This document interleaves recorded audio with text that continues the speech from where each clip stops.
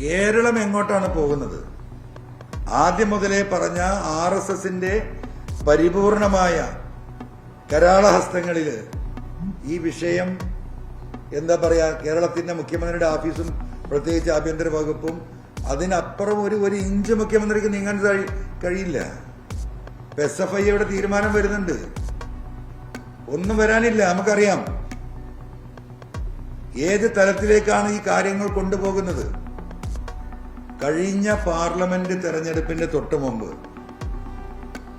BJPയുടെ ഏറ്റവും വളരെ സംസ്ഥാനത്തെ വളരെ ഉന്നതനായ ഒരു നേതാവ് തിരുവനന്തപുരത്തേക്ക് പോകുമ്പോൾ ട്രെയിനിലുണ്ട്. എനിക്ക് വ്യക്തിപരമായിട്ട് അറിയുന്ന ചെറിയൊരു സൗഹൃദമുള്ള വ്യക്തി കൂടിയാണ്.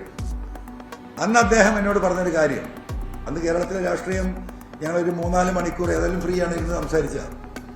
അന്ന് അദ്ദേഹം എന്നോടൊരു കാര്യം പറഞ്ഞിരുന്നു, നിങ്ങൾ നോക്കിക്കോ, ഈ പാർലമെന്റ് തെരഞ്ഞെടുപ്പ് വരെ നിങ്ങളുടെ CPM ഇവിടുത്തെ ന്യൂനപക്ഷങ്ങളെ പ്രതീക്ഷിക്കുന്നുള്ളൂ. ഈ പാർലമെന്റ് തെരഞ്ഞെടുപ്പിൽ കൂടി CPMനെ കൈവിട്ടാൽ പിന്നീട് ഞങ്ങൾ തമ്മിലൊരു ധാരണയിൽ പോകും. 2026 തെരഞ്ഞെടുപ്പിൽ ഞങ്ങൾക്കൊരു 5 തൊട്ട് 10 സീറ്റ് ഞങ്ങൾ പ്രതീക്ഷിക്കുന്നുണ്ട്. അത് ഞങ്ങൾ ധാരണയുണ്ടാക്കും.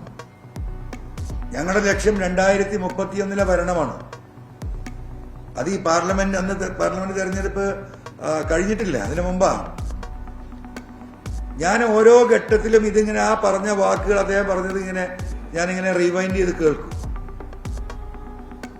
അതേ സ്റ്റെപ്പിലൂടെയാണ് ഇപ്പോ CPM യാത്ര ചെയ്തുകൊണ്ടിരിക്കുന്നത്.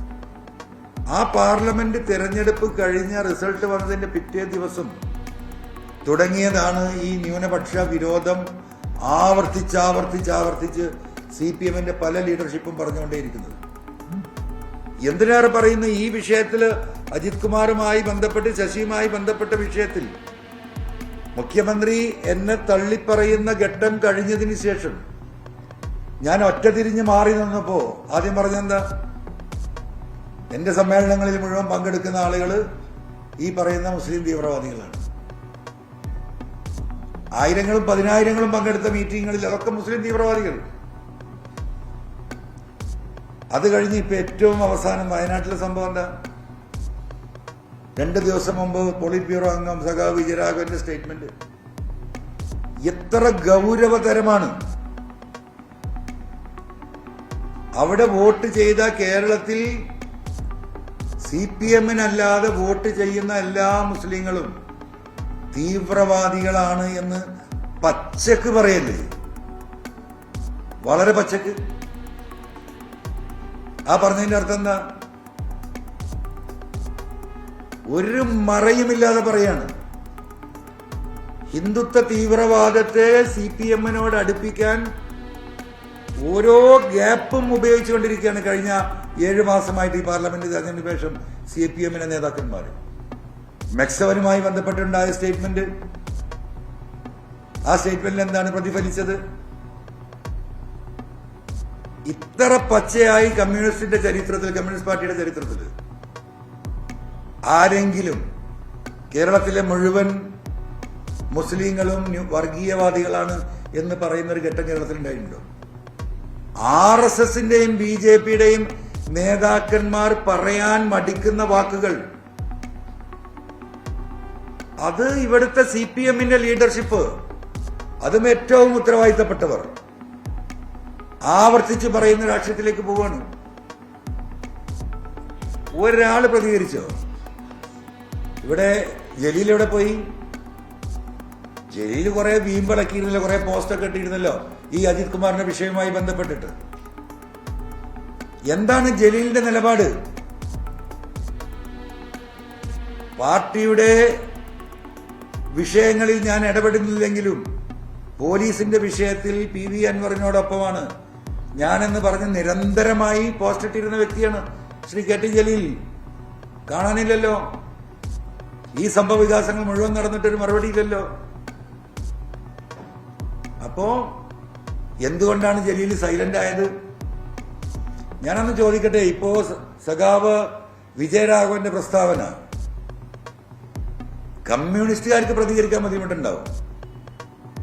ജലീൽ കമ്മ്യൂണിസ്റ്റുകാരനല്ലല്ലോ. PTA റഹീം കമ്മ്യൂണിസ്റ്റുകാരനാണോ? വി അബ്ദുറഹ്മാൻ മന്ത്രി?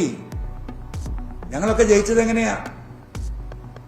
ഞങ്ങൾ ജയിച്ചത്, ഇവിടുന്ന് ജയിച്ചു കയറിയത് ഇടതുപക്ഷത്തിന്റെ വോട്ടിനപ്പുറം, അല്ലെങ്കിൽ CPM-ന്റെ വോട്ടിനപ്പുറം ഈ നാട്ടിലെ മതേതര വിശ്വാസികളും മതന്യൂനപക്ഷങ്ങളും അടങ്ങുന്ന UDF-നോടൊപ്പം നിൽക്കുന്ന ഒരു വിഭാഗത്തിന്റെ വോട്ട് കൂടി കിട്ടിയിട്ടാണല്ലോ ഞങ്ങളൊക്കെ സ്ഥിരമായിട്ട് ജയിച്ചു വരുന്നത്.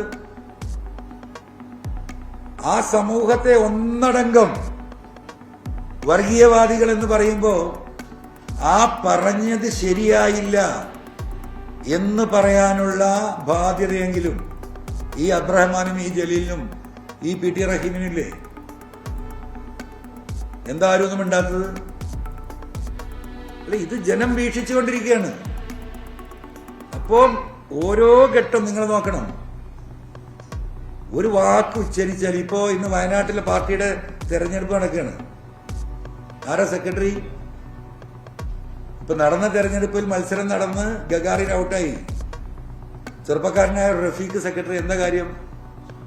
ഈ ADGP അജിത് കുമാറിന്റെ വിഷയത്തിൽ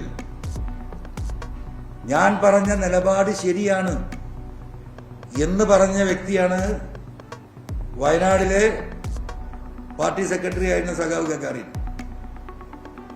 ചൂരൽമല വിഷയവുമായി ബന്ധപ്പെട്ട് അവിടെ ADGP അജിത് കുമാറിന്റെ നേതൃത്വത്തിലുള്ള പോലീസ് സംഘം നടത്തിയ അനാവശ്യമായ ഇടപെടലും ലാത്തിച്ചാർജും, ഭക്ഷണപ്പരയിൽ പോലീസിന്റെ കയ്യേറ്റങ്ങൾ തുടങ്ങി ജനങ്ങൾക്കുണ്ടാക്കിയ നിരവധി വിഷയങ്ങളിൽ പോലീസിനെതിരെ അദ്ദേഹം സംസാരിച്ചിരുന്നു. അതിന്റെ വാർത്തകൾ എന്റെ കയ്യിലുണ്ട്, ഞാൻ നിങ്ങൾക്ക് തരാം. അന്ന് റിപ്പോർട്ട് വന്നത് അത് നേരെ ഇപ്പൊ എന്തായി? അതാണ് ഞാൻ പറഞ്ഞത്. പിണറായിക്കെതിരെ ഒരു ചെറുവിരൽ അനക്കിയാൽ അത് പറയുന്ന ബ്രാഞ്ച് തൊട്ട് ഒരു പോളിറ്റ് ബ്യൂറോ വരെ ചെറുവിരൽ അനക്കിയാൽ അത് പാർട്ടിയിൽ ഉണ്ടാവില്ല. സഖാവ് യെച്ചൂരി മരിച്ചിട്ട് മാസങ്ങൾ എത്രയായി? നിങ്ങളൊന്ന് ആലോചിക്കണം. ഒരു കമ്മ്യൂണിസ്റ്റ് പാർട്ടിക്ക് ഒരു ദേശീയ സെക്രട്ടറി ഇല്ല.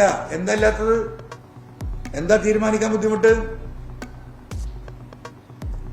പിണറായിക്ക് ഇപ്പോഴും ഒരു തീരുമാനത്തിലെത്ത ആരാണ്, എനിക്ക് ആരെയാണ് 100% വിശ്വസിക്കാൻ കഴിയുന്നൊരു വ്യക്തി എന്ന കാര്യത്തിൽ അദ്ദേഹം കൺഫ്യൂഷനില്ല. അതിന്റെ അകത്ത് പലതും നടക്കുന്നുണ്ടല്ലോ, ഇപ്പൊ നമ്മൾ കേൾക്കുന്നു കാണുന്നൊക്കെ ഉണ്ടല്ലോ.